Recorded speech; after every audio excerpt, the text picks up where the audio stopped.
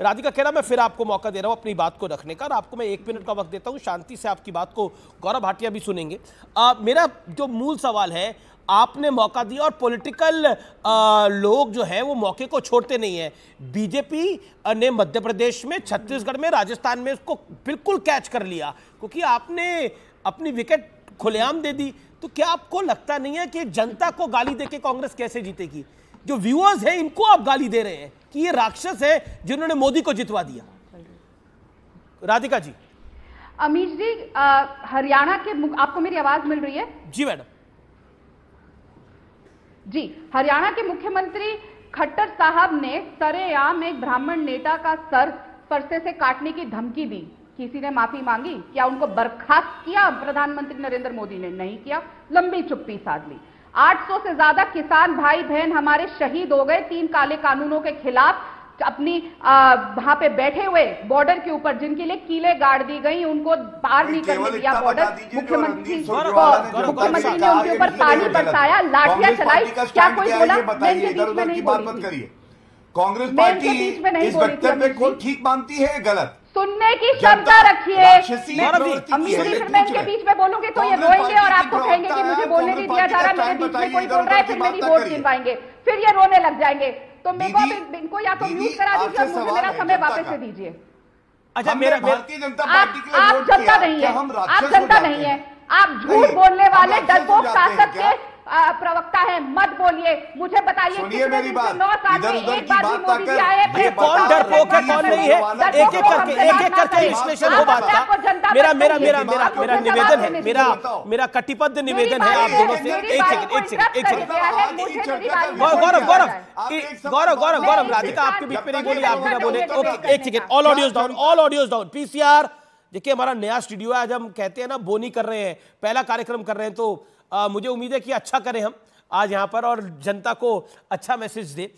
मेरा निवेदन है, इसलिए एक एक करके बोला जाए तो बेहतर है। राधिका जी, आप अपनी बात को समाप्त कर लीजिए और ये बता दीजिए कि मोदी जी फिर कहते हैं कि जब बोलने का मौका मिलता है तो गुड़ का गोबर कर देते हैं, तो फिर क्या रहा है ये? अमीश जी, पहले तो आपको बधाई, आप अपने नए स्टूडियो से ये शो कर रहे हैं। जल्द हम आपके साथ वहीं बैठ के शो करेंगे, हमें भी न्यू स्टूडियो दिखाइएगा। अब आती है बात गुड़ का गोबर की। गुड़ का गोबर, मैंने जैसे बताया, ये कौन सा गुड़ था जब मुख्यमंत्री हरियाणा के कहते एक ब्राह्मण नेता को कि मैं फरसे से तुम्हारा सर कलम कर दूंगा? वो कौन सा गुड़ था जब नूह में वायलेंस हो रहा है, आज तक प्रधानमंत्री नहीं बोले? वो कौन सा गुड़ है कि मणिपुर आज तक जल रहा है, हर रोज कोई ना कोई वारदात सामने आती है, लेकिन फिर प्रधानमंत्री जी 3 मिनट नहीं पार कर पाए संसद में भी? वो कौन सा गुड़ है जब बार बार पेपर लीक स्कैम हो रहा है हरियाणा में, लेकिन प्रधानमंत्री नहीं बोलते? वो कौन सा गुड़ है जब एक अपने सांसद के लिए पूरी भाजपा की फौज खड़ी कर देते हैं, आज तक उसका इस्तीफा नहीं लिया गया, वो कंटिन्यू रहा रेड्डी फाउंडेशन का अध्यक्ष, और हमारी बेटियों को दलील किया गया और उन पर लाठियां बरसाई गई? वो कौन सा गुड़ था जब हमारे किसान 3 काले कानूनों के खिलाफ जो विरोध प्रदर्शन कर रहे थे उन पर लाठियां बरसाई गई, कीलें ठोकी गई उनके रास्ते में, और 800 से ज्यादा किसान भाई बहन हमारे शहीद हो गए? वो कौन सा गुड़ है, मैं जानना चाहती हूँ। और मैं फिर बोलूंगी, ध्यान भटकाने का काम भारतीय जनता पार्टी का लाइव एग्जाम्पल संसद से देखा जब स्मृति ईरानी ने इतना बड़ा झूठ बोला कि राहुल गांधी जी ने उनको फ्लाइंग किस दिया, जब असलियत में आप ही के नेताओं ने माना it was a gesture of love. मैंने ये कहानी इसीलिए प्यार का संदेश था, मोहब्बत की भटकाना है तो ये कहेंगे देखो देखो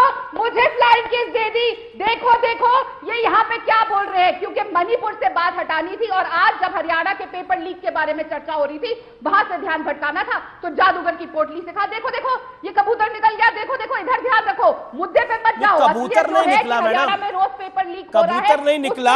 अच्छा ठीक है, अब मैं Gaurav Bhatia, you got your turn. अभी जी उत्तर देने दीजिए। गौरव भाटिया, आप लोग कबूतर निकलवा रहे हैं राधिका जी के अकॉर्डिंगली। देखिए, आपकी चर्चा करीब 15 मिनट हो चुकी है और बात हो रही थी ना कि गुड़ का गोबर कैसे बनाते हैं, तो यहां जो प्रवक्ता महोदय बैठी हैं इन्होंने भी गोबर ही बनाया है इस डिबेट को। एक सवाल बार बार पूछा जा रहा है, कांग्रेस पार्टी का स्टैंड क्या है? कांग्रेस पार्टी का स्टैंड क्या है? कांग्रेस पार्टी का स्टैंड क्या है? स्टैंड बताओगी? जनता को राक्षस बुलाना भाजपा के लिए अगर वोट करती है तो यह सही है कि गलत है? अगर सही है तो स्टैंड क्लियर है, और अगर गलत है तो खड़गे जी चुप क्यों है? रणदीप सुरजेवाला जी ने माफी क्यों नहीं मांगी? दूसरी बात, गोबर गोबर कई बार बोलती रही। मैं एक बात बताऊंगा, एक कहावत है, अगर भैंस पूंछ उठाएगी तो गाना नहीं गाएगी, गोबर ही करेगी। वही इन लोगों की हालत है। जनता के लिए अपशब्द बोलते हैं, और इंडिया वर्सेस घमंडिया होगा ये चुनाव, आप याद रखिएगा, इंडिया वर्सेस घमंडिया। और वो घमंडिया जी से गांधी परिवार, जी से घमंडिया और जी से गोबर। ये वो वाला जी है जो बदबू मारता है, क्योंकि इनको शर्म नहीं आती है। जनता जनार्दन है, उसका अपमान करने के बाद यहां पे बैठ के इधर उधर की बात करते हैं। आज करोड़ों दर्शक देख रहे हैं अमित देवगन को, और वो जानना चाहते हैं कि आपने हमें राक्षस बुलाया। क्या हमारा वोट किसको जाता है ये निर्धारित करता है कि हम कांग्रेस पार्टी के लिए देवता है या राक्षस है। और मैं एक बड़ी बात कहता हूं, जो वोटर भाजपा को वोट नहीं भी करता है, नरेंद्र मोदी जी को वोट नहीं भी करता है, नरेंद्र मोदी जी ने एक उदाहरण पेश किया है कि वो हमारे लिए तब भी देवतुल्य है। हम उसको देवता मानते हैं। सबका साथ, सबका विकास, सबका विश्वास, और ये सोच जो है इस घटिया गोबर पार्टी में नहीं आने वाली। ठीक है, देखिए मेरा एक निवेदन है, एक सेकंड, मैं एक बाइट प्ले कर रहा हूं, मैं एक बाइट प्ले कर रहा हूं और उसके ऊपर मैं रिएक्शन चाहूंगा। मैं एक बाइट प्ले कर रहा हूं, अधीर बाबू की ये बाइट है, अधीर रंजन चौधरी ने ये बात कही। आइए सुनिए क्या बोला अधीर रंजन चौधरी ने। विंडो में दिखाइए ये बाइट और हमारे चारों गेस्ट को सामने रखिए। नहीं तो ऐसा कह सकते कि गुड़ और गोबर, मैं गोबर हूं और मोदी गुड़ है। मोदी हमें गुड़ बनाना चाहते थे, गोबर बन गया। गोबर में भी नफरत आ गए, गाय में नफरत आ गए। नहीं तो ऐसा कह सकते कि गुड़ और गोबर, मैं गोबर हूं और मोदी गुड़ है। मोदी हमें गुड़ बनाना चाहते थे, गोबर बन गया। गोबर में भी नफरत आ गए, गाय में नफरत आ गए। तो मोदी हमें गुड़ बनाना चाहते थे, हम गोबर बन गए। अब इसको ये आपके नेता अधीर रंजन चौधरी की बाइट को मैंने प्ले कराया। क्या आपको लगता है, मेरे साथ बृजमोहन जी भी हैं, एनडीए में नए नए आए हैं, तो बृजमोहन श्रीवास्तव जी, अब आपसे मैं सवाल पूछता हूं ये, और एनडीए के पार्टनर है आप, ये अधीर बाबू क्या कहना चाह रहे हैं? और कांग्रेस ने अब एक लाइन ले ली है, और वो जो लाइन है वो ये है कि वोटर जो मोदी को वोट डालता है वो राक्षस की कैटेगरी में आ जाता है। अब बताइए क्या करिएगा आप लोग? देखिए, मैं भी बहन राधिका को सुन रहा था तो मुझे ऐसा लगा कि पूरी तौर से वो भ्रम का शिकार है। उन्होंने हकीकत को जानने की कोशिश ही नहीं की। और इसके बाद आपने जो आदरणीय अधीर रंजन साहब की जो बाइट सुनाई, उसके बाद तो और भी स्पष्ट हो गई बात कि वो क्या कहना चाहते हैं, वो क्या समझ रहे हैं इस बात से, वो उनके सामने स्पष्ट नहीं है। तो पूरी तौर से INDIA की जो साथी हैं, ये पूरी तौर से भ्रम का शिकार है। इनको नहीं मालूम है कि देश की जनता क्या चाह रही है। इसीलिए आदरणीय रणजीत सुरजेवाला साहब ने इस बात को कह दिया कि जिन लोगों ने भारतीय जनता पार्टी को वोट दिया है वो सारे के सारे मतदाता राक्षस है। 23 करोड़ लोगों ने भारतीय जनता पार्टी को 2019 के चुनाव में वोट दिया है। आप क्या कहना चाहते हैं कि ये सारे लोग राक्षस प्रवृत्ति के लोग हैं? मैं कहता हूं कि ये जो लोग हैं ये हिट विकेट करते हैं, खुद ही गलती करते हैं। और इससे यह भी पता लग रहा है कि आने वाले दिनों में इनको विश्वास हो गया है कि इनकी सरकार नहीं बनने वाली है, इसलिए मतदाताओं के खिलाफ इस प्रकार की बात कर रहे हैं। अमित जी, मैं आपसे पूछता हूं, क्या किसी को नीचा दिखाकर, क्या किसी के खिलाफ अपशब्द बोलकर आप उनके पास वोट मांगने जा सकते हैं?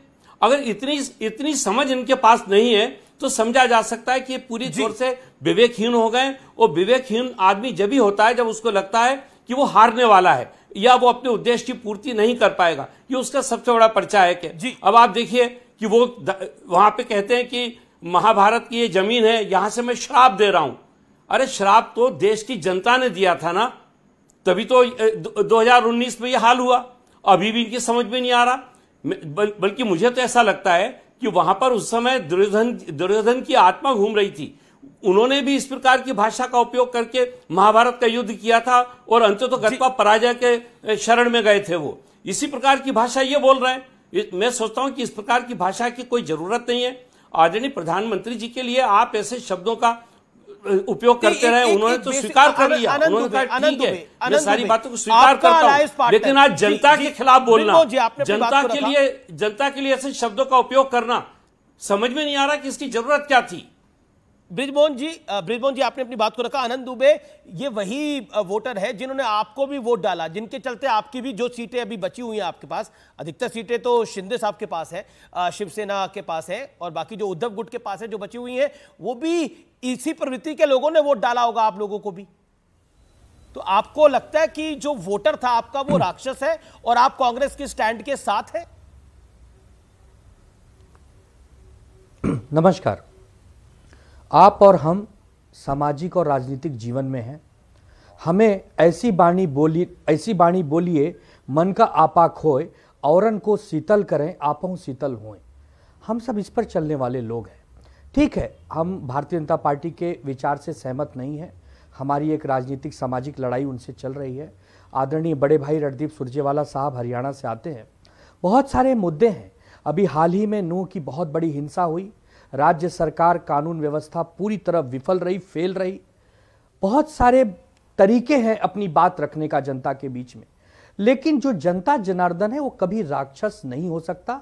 वो केवल और केवल भगवान समान हो सकते हैं। हम जीते चाहे हारे, जनता जनार्दन के सामने शीश झुकाते हैं, क्योंकि यदि 23 करोड़ लोगों ने 2019 में भारतीय जनता पार्टी को वोट दिया तो साथ ही 10-12 करोड़ जनता ने कांग्रेस पार्टी को भी वोट दिया। ये हमें कभी भूलना नहीं चाहिए। तो बहुत सारी बातें हैं और मैं यही कहूंगा कि भारतीय जनता पार्टी की भी ओर से जो अपशब्द बोले जाते हैं विपक्ष के ऊपर, वो भी बंद होने चाहिए। मैं बड़ी विनम्रता से कहता हूं कि हम दोनों ही पार्टियों को, हम जैसे आदरणीय प्रधानमंत्री जी ने भरे सदन में कहा कि आज जो हंसी मैं सुन रहा हूं, ऐसी हंसी तो रामायण के